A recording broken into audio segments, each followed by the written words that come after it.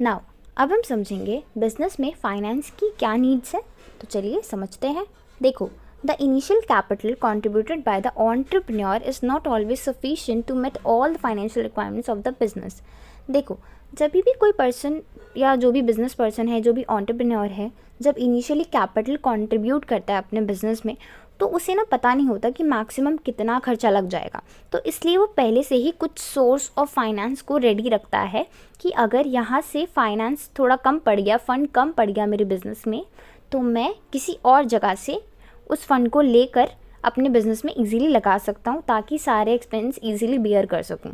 ठीक है, तो इसलिए वो सारे फाइनेंशियल रिक्वायरमेंट्स को तो फुलफ़िल नहीं कर सकता एक ही बार कंट्रीब्यूट करके। कुछ ना कुछ आता ही रहता है बिज़नेस में, जैसे कि मान लो आपको वर्कर्स की सैलरी देनी है, या फिर मशीनरी परचेज़ करनी है, या फिर कोई रेंट देना है ना, बिल पे करना है। ये सब चीज़ों में कहीं ना कहीं और आपको आ ही जाता है कि भाई मुझे ये सफिशिएंट नहीं हो पा रहा है, मुझे और कंट्रीब्यूशन चाहिए फंड्स का।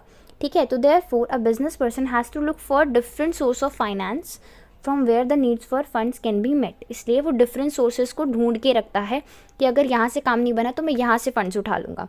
ठीक है, अ क्लियर असेसमेंट, अब देखो important, a clear assessment of financial needs and the identification of suitable source of finance is very significant spend aspect of running a business organisation. अब देखो, आप फाइनेंस कहीं से भी नहीं ले आओगे, आपको उसके लिए भी पहले आइडेंटिफाई करना पड़ेगा कि मैं कौन से सोर्स से लेके आऊँगा, किस सोर्स से मैं अपने फाइनेंस को लेकर आऊँगा। ये भी एक कला है।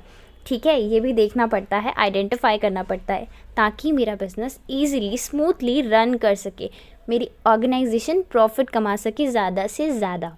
तो आई होप कि आपको समझ में आया होगा। तो मिलते हैं नेक्स्ट वीडियो में, तब तक के लिए राधे राधे। और आपको अगर मेरी वीडियो थोड़ी सी भी हेल्पफुल लगी हो तो प्लीज़ मेरे चैनल को सब्सक्राइब करना, लाइक करना।